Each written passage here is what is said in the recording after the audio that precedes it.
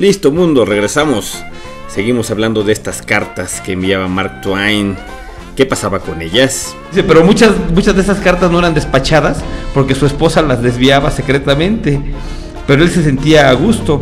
Y aquí dice una pregunta Carnegie que está bien interesante, y esta va para los que estamos aquí y para los que nos están escuchando. Dice, ¿conoce usted a alguien a quien desearía modificar, irregular y mejorar? ¿Ustedes conocen a alguien a quien desearían mejorar, regular o modificar? ¿Sí? Ah, bueno, ok, a ti misma, perfecto.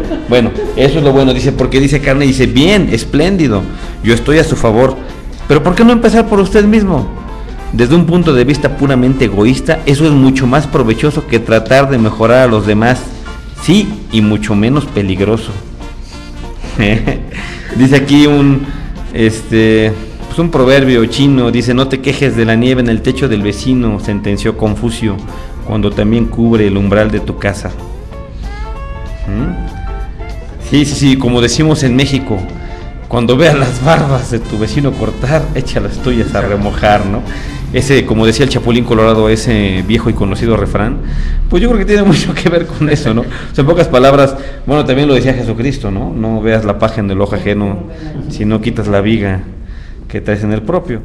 Y bueno, pues ahora vamos a pasar al siguiente capítulo, que se llama El gran secreto para tratar con la gente. Solo hay un medio para conseguir que alguien haga algo. ¿Se ha detenido alguna vez a meditar en esto? Sí, un solo medio, y es el de hacer que el prójimo quiera hacerlo. Sí. ¿Cómo hacer eso? ¿Cómo has logrado eso tú, Eo? Bueno, yo le pregunto a la persona qué le gustaría lograr. Ajá. Y de esa manera yo puedo ayudarla. Yo trabajo con mujeres, ¿verdad? Entonces, anteriormente, cuando yo no había leído este libro, yo decía, híjole, ella puede lograr esta meta, pero era mi meta, ¿verdad? O sea, tú puedes, es que tú lo puedes hacer. Y ella no la lograba. En cambio ahora pongo en práctica lo que he leído de este libro y le digo, a ver, dime, ¿qué te gustaría lograr en tu vida? Entonces ella ya me dice, pues me gustaría lograr esto y esto. Y digo, bueno, entonces yo te puedo ayudar, porque ahora sí ya sé qué es lo que tú quieres lograr. Y sí, de esa manera veo que la gente pues te da tu meta, su meta.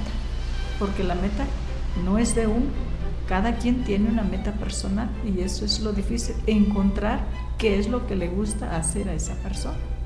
Así es, y aquí con esas técnicas que nos da Carnegie, pues más que nada hay que ser conscientes, y por ahí hay quien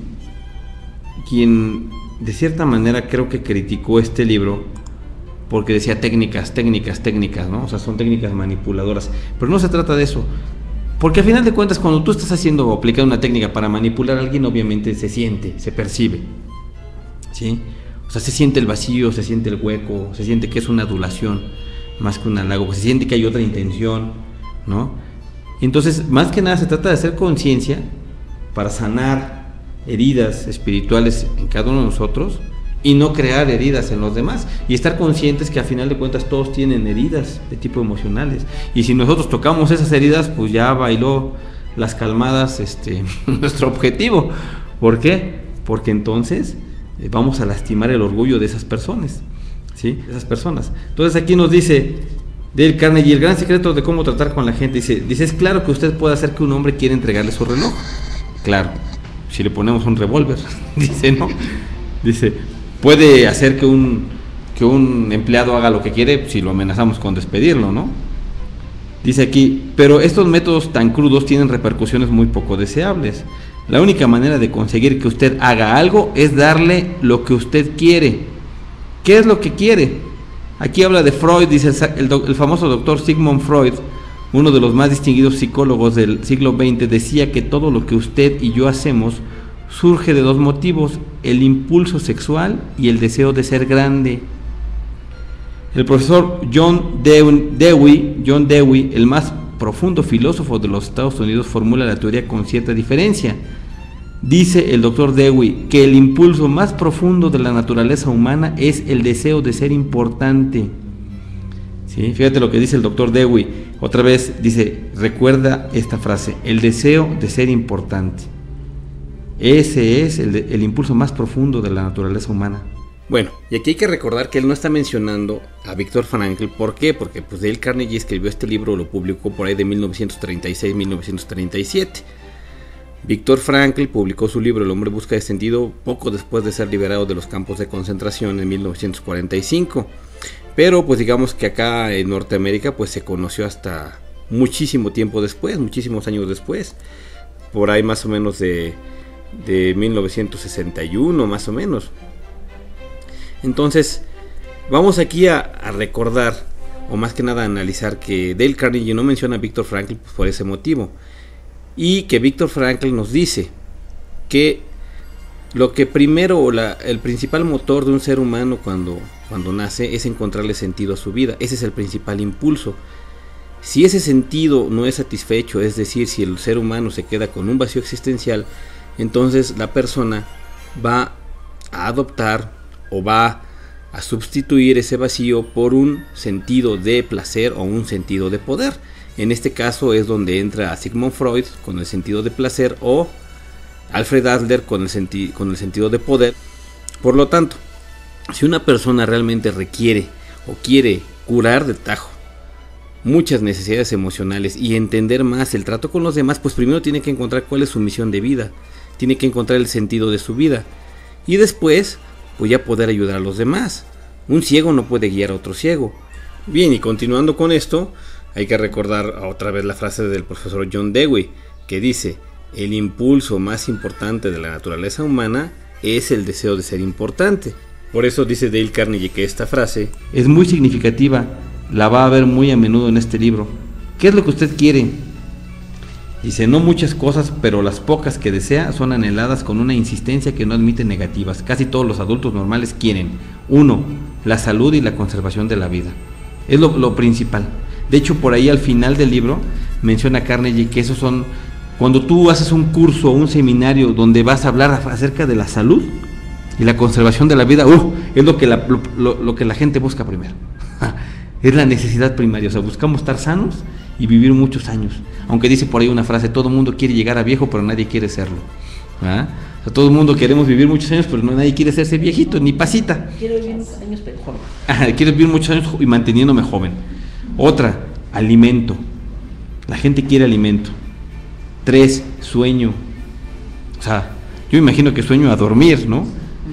Quiere dinero y las cosas que compra el dinero. Pero fíjense cómo el dinero no lo está poniendo en primer lugar, lo está poniendo en cuarto lugar. El primer lugar es entonces otra vez la salud y la conservación de la vida. La 2, alimento. La 3, el sueño.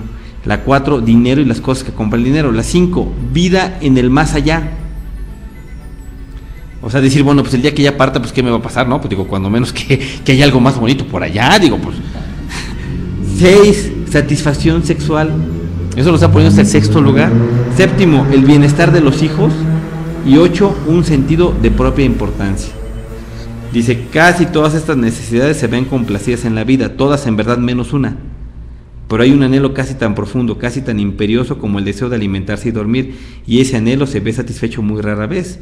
Es lo que llama Freud el deseo de ser grande, es lo que llama Dewey el deseo de ser importante.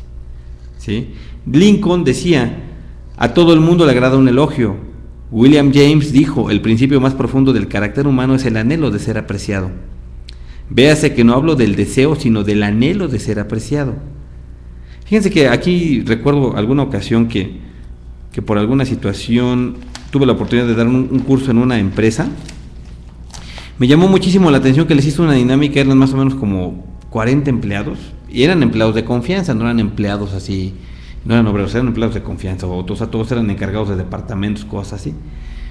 Y me di cuenta que digamos que el 90%, yo creo que era el 100%, pero pues algunos se hicieron omisos, ¿no? O sea, no lo revelaron. El 90% cuando menos de los empleados esperaban ser reconocidos en su trabajo. O sea, habían hecho un trabajo muy grande y todos esperaban que cuando menos su jefe inmediato los felicitara por haber sido por haber hecho X situación, ¿no? O sea, ahí está la importancia de ser reconocido. Claro. O sea, está el punto que estamos viendo ahorita, que todo ser humano lo que mejor le hace sentir es ser importante. Sí. Con el reconocimiento se hace sentir importante a otra persona. Así es. Era lo que ellos necesitaban. Sí, necesitaban ese reconocimiento y estaban todos bien. Claro, para sentirse importantes. Claro, porque a nadie le gusta a lo mejor gastar su vida, porque en una empresa pues prácticamente la pasas más tiempo en la empresa que en la casa, ¿no? Mínimo trabajas 8 horas, digo mínimo porque más las horas que te dan para comer y más las que te tienes que quedar para quedar bien. ¿Ah? Entonces andas de 10 a más horas de trabajo en una compañía, estás dejando tu tiempo, estás dejando el alma, y que ni siquiera se te diga, oye, felicidades, o sea, gracias por lo que hiciste. Obviamente yo creo que estas personas están carentes, están hambrientas de la apreciación. ¿De qué te ríes, Martita? ¿Te está cayendo un 20 o qué? No, Angelito, estoy atenta a lo que estás diciendo. Ok, Martita. Entonces dice, otra vez, el deseo de ser importante, de sentirse importante, es una de las principales diferencias que distinguen a los hombres de los animales. Demos un ejemplo. Cuando yo era niño, en una granja de Missouri, mi padre criaba cerdos Duroc, Jersey, me imagino que es una raza de cerdos, ¿no? Y vacas Hereford, de pedigree. No, aquí voy a estudiar mi inglés, hombre, con tanta pronunciation aquí. Dice, obteníamos primeros premios por veintenas. Mi padre fijaba las cintas azules en un trozo de muselina blanca, y cuando llegaban amigos o visitantes a nuestra casa, sacaba esa muselina y entre él y yo mostrábamos los premios. Los cerdos no se interesaban por las cintas que había ganado, pero mi padre sí. Estos premios le daban un sentido de importancia. Este deseo de ser importante, fíjense, fue lo que llevó a un pobre empleado de una tienda de comestibles, un mozo sin recursos y sin educación, a estudiar unos libros de derecho que había encontrado en el fondo de un barril, que con otros restos de una casa deshecha comprara por 50 centavos. ¿Sí? O sea, un mozo, fíjate, un mozo sin educación, ¿ok? Sin recursos. Se encontró unos libros de derecho en el fondo de un barril. Compraba por 50 centavos otros restos de una casa deshecha. ¿Sabes quién era ese mozo? Abraham Lincoln. Exactamente. El deseo de ser importante fue lo que lo llevó a ser lo que fue. ¿Sí? Dice, este deseo de sentirse importante fue lo que inspiró a Charles Dickens, para escribir sus novelas inmortales. Este deseo inspiró a Sir Christopher Green en el diseño de sus sinfonías de piedra. Este deseo hizo que Rockefeller reuniera millones y millones de dólares que jamás gastó. Y este mismo deseo hace que los hombres más ricos de cada ciudad construyan una casa demasiado amplia para sus necesidades. Este deseo hace que todos pretendamos vestir de acuerdo a la última moda, conducir el automóvil más reciente y hablar de nuestros hijos tan inteligentes. Este mismo deseo es lo que lleva a muchos jóvenes a ser pistoleros y bandoleros. Casi todos los criminales jóvenes, dice E.P. Mulroney, ex jefe de la policía de Nueva York, tienen un excesivo egoísmo. Y fíjate lo que dicen estos cuates. Su primer pedido después de ser arrestados es que les lleven esos perniciosos periódicos en que se les pinta como héroes. La perspectiva de cumplir una condena parece remota, en tanto el criminal puede extasiarse ante una fotografía suya que comparte las páginas con las de famosos deportistas, estrellas de cine y televisión y políticos. Y bueno, vamos a hacer una pausa aquí en este bloque y ahorita continuamos. Regresamos, mundo.